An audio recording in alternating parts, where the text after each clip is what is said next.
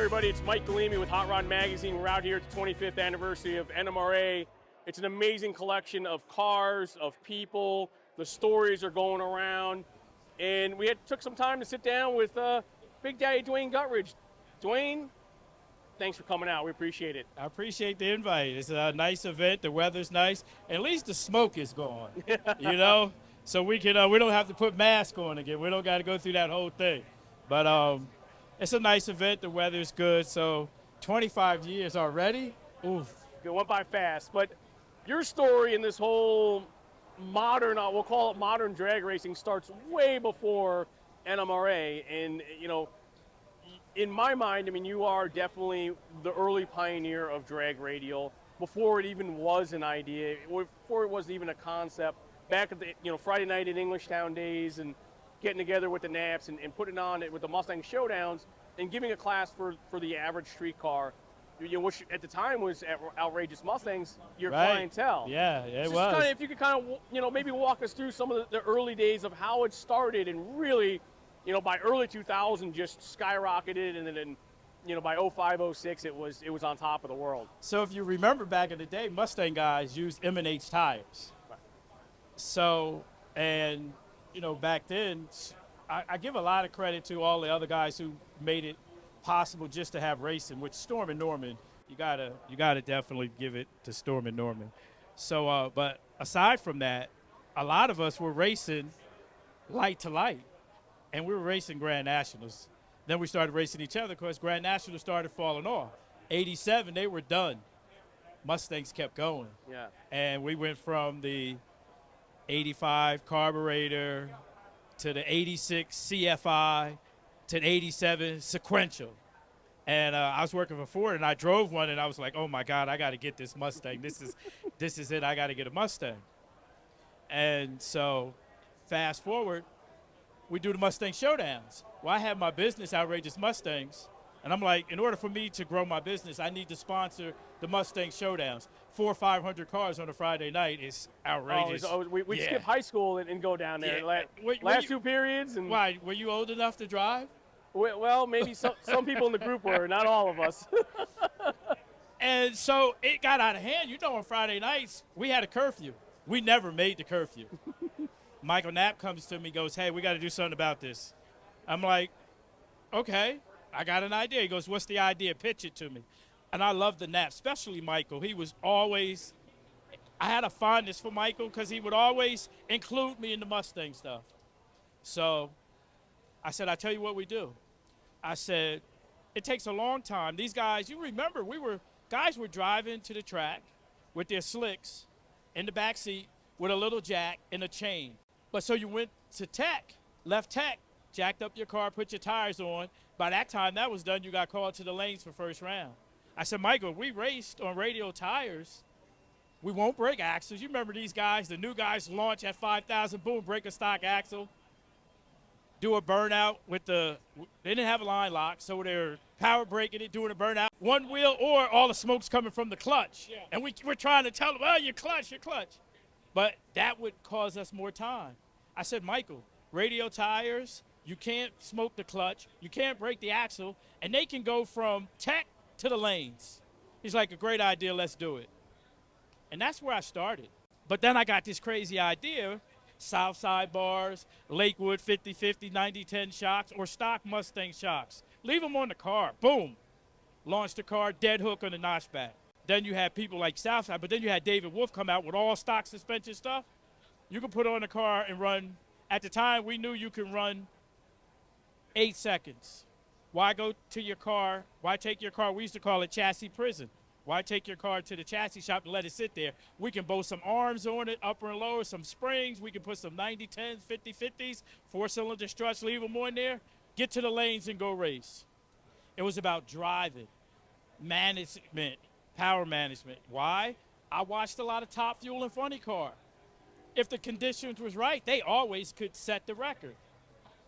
But they had to manage the power, the clutch and everything. And that idea came in my head. I said, oh, this is like Top Fuel Funny Car, but in the Sportsman series. Everybody talked about me. That'll never make it. Who wants to race on radial tires? You just can't last in Pro 5.0. I'm like, No, my customers are in and out of the shop. Now I can do motors and suspensions, and we can have fun, and we're street racing anyway. And we were able to get through curfew. And one thing led to another because we didn't have BFGs. I went to the first Pro 50 race with Super Ford. When they were doing the Pro 50 Invitational, Steve Chris from Dino Tunes, he said, hey, I'm building 2 cars, help me. Bill Keefe and it was Keith Sandell and Bill Gammon. I did their cars. We ran them on radial tires. So my thing was, hey, I run on radial tires. Obviously, I didn't have the money to compete with the big guys, but I felt I can outdrive them. That was my thing. You got to manage power. You got to understand it. But when I ran my slick car, I don't think I really got educated on drag racing. When I ran my radial tire car, I got educated because now I have data logging in my car. A lot of Pro 50 guys didn't run data log. We didn't run autometer stuff. So we looked at drive shaft, engine RPM. The most important thing when I started. And we used that to game the field. Everybody thought we were using traction control. I never used traction control. Even after traction control and all that stuff came out, I never raced with traction control, ever. Just never did. The BFG tire wasn't doing really well. I got in touch with Todd Steed and Frank Hagart, and they said, you know, BFG was corporate. They were owned by the French. They were owned by Michelin. They couldn't make changes that quick. It was hard. They told me it's going to be difficult. We're going to stop making a tire because they're about profit and money. The tire wasn't doing well. I said, do me a favor. Let me take this tire. Allow me. Trust me with your tire for 1 season. And I'll guarantee you I'll make you a household name. Just let me. They were like, okay. I said, but I need sponsor from you. I'm running the Mustang Showdowns at Englishtown. I need a sponsor. I need it to be BF Gutridge. They were like, okay, but we really can't give you no money. I said, I'm fine with that. Just give me tires. Give the winners tires or whatever. They were like, okay. How I got on that book where everybody saw the 9 post pictures, I was in my shop. I said to this photographer who took pictures for Englishtown all the time, I said, listen, I can put a car on a bumper on radial tires. He was like, dude, you lost it. I said, no, I'm serious. He goes, I'll believe it when I see it. I said, no, I'm serious. Tonight when I come to the track, I want you to take photos. Something told me you got to capture what's about to happen. It was one of those feelings I had. It's like the birth. It was like you're trying to make drag radio. You're trying to give it conception, but you keep having miscarriages, if I can use that terminology. He comes, he goes, how do I know it's you? I said, I'm going to flash the high beams. Now, I'm used to a 400 Pro tree. I'm thinking that's what they're going to give me. They give me a full tree, 5/10 full tree. I'm on the starter line building boost. I'm thinking boom, and I can go. No, it's boom, boom, boom. No boost controller back then. It was just straight, yeah, whatever. And when I let it go, it just went boom. And he said he just started snapping. I sent those pictures in, and the rest was history. It kind of got it gave bigger birth to the movement, but there were other people doing it in other places that didn't get coverage. Shane Gilstrap was doing it. Remember Shane Gilstrap? Yeah, a lot of people don't realize that John Sears, he was doing it in Florida. No coverage. He called me. He said, hey, we're going to do this drag radio thing down here at the Street Nationals in Orlando. What do you think? I said, it'll be popular. Street Outlaw guys, because it wasn't Super Street then, it was Street Outlaw. Some of them gave me grief. They hated Radio Tire. It was getting popular. It's getting real popular. So that led to Stormy Norman doing his thing, the Fords at Englishtown, BF Gutridge taking that over, us going to the spring break shootout with no place to race. My guys are like, why should we go? I'm like, let's just go. We're doing something. We're exciting. Slick cars, boom, they go. Radio Tire cars, we drive to the track. We would come to Florida and literally terrorize the streets of Florida on radio tires. Come here and race. We'd stop at all the places, and the customers and people would be out there, and we do burnouts and just flying, and they come to the track and see us. That's what we would do. When you got into the radial stuff, it was really rudimentary, a lot of driving, maybe some car setup. But as the years progressed, you had a lot more tools in order to maximize performance. You know, there was power management through EFI systems, boost controllers, and the stuff like, it was just that time where technology was starting to catch up. You know, torque converters was a big deal with turbo cars. Talk to us about how it changed from where you started in maybe the late 90s to where, you know, the next 10 years it went. I never really got into the technology part. I got into the physics part of it. So converter was what I found out became the most important thing. Converter, and then running the auto meter back in the day, which we started with just the TAC. The TAC had a playback, and it registered engine RPM and drive shaft. We had rear end. We had the little magnet on the back. We could see our rear end, and we could see how much slip we had. That was how I separated myself quickly because of the people on my team, Job and Wolf. That was just it.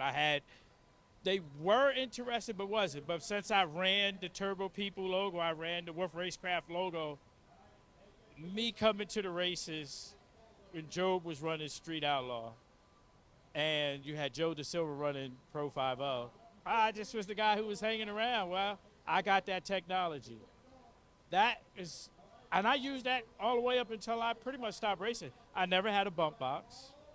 I never had a boost controller. I had it, I didn't use it. I still like to use I would go in on my foot brake, go to the trans brake, and shift.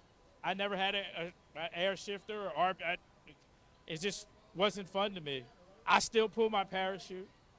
So technology-wise, grew quick. Boost controllers, knock the timing out when it's wheeling, and bump boxes, and all kinds of stuff. I like the old mechanical one that Bill Devine's brother made. I love that boost controller. 2 dials on it, yeah. 2 dials. Yep. Timers, dials. Did the same exact thing. The only difference was you couldn't graft where to spun the tires. So when we got into the MSD stuff and the boost controllers and all that, we were able, in the race pack data and all of the race pack stuff, now that I ran, that was important to me, using race pack data stuff. But then that got into shocks, and it got elaborate. Drag radio became like the new pro mod, to basically, yeah. Just thinking back, you know, one last question, looking back. You know, I mean, barely running 11s was an incredible run to essentially what you said, pro mods, and going 350s, 340s in the fastest cars, all from a concept of a tire being the limiting factor. Did you ever imagine it would ever get to that point? Honestly, I did. It was my dream. It was my passion. If I based it on Top Fuel and Funny Car, that was the whole premise of it. It's a driver's class. And when my deal was up with BFG, what was funny is people would call BFG and say, oh, Big Daddy has a Mickey Thompson tire on his car. BFG was like, yeah, our deal is over. His contract with us is finished. I delivered to them what they asked me. When Goodyear and Mickey Thompson and Hoosier and M&H and Goodyear got into the radio tire game, I could have retired.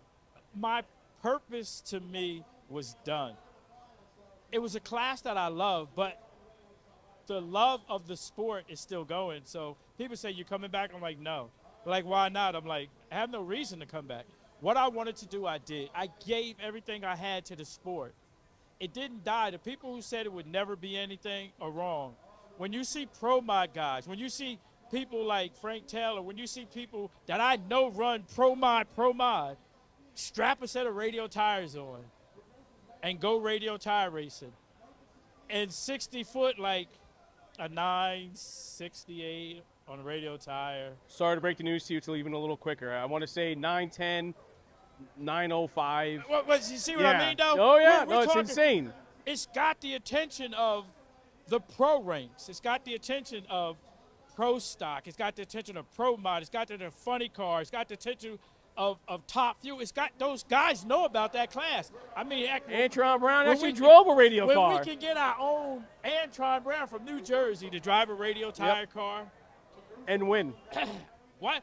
Yeah. Why do I have to? He knows. Why do I?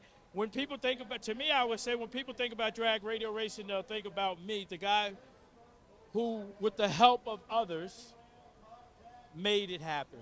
So to me, it is. I saw it. When Mickey Thompson and when I saw the tire companies get involved, yes. And Mickey Thompson, they say, I tell them I owe you for what you did. They say, no, it was you who pushed us. We were testing. We couldn't believe that you were doing that. We actually had people running. I knew Billy and I knew Dave Rudisell was testing that tire, and they had other people testing that tire. And they said, we don't understand how you did it, but you made us make this tire as well as it is. And they opened the door for me. And I never raced. There's only 2 radio tires I've ever had on my car, ever. BFG and Mickey Thompson. I've never tried a Hoosier, a Goodyear, or M&H, and they asked me to. But I was loyal to the people who were loyal to me. I said I'll never put that tire in my car. I would stick to people who stuck with me. And I appreciated it. It's fun story, great history, a lot of fun over the years. Dwayne, Yes. we appreciate you sharing some great stories, and enjoy the rest of the weekend. Thank you. I appreciate the time. Thank you.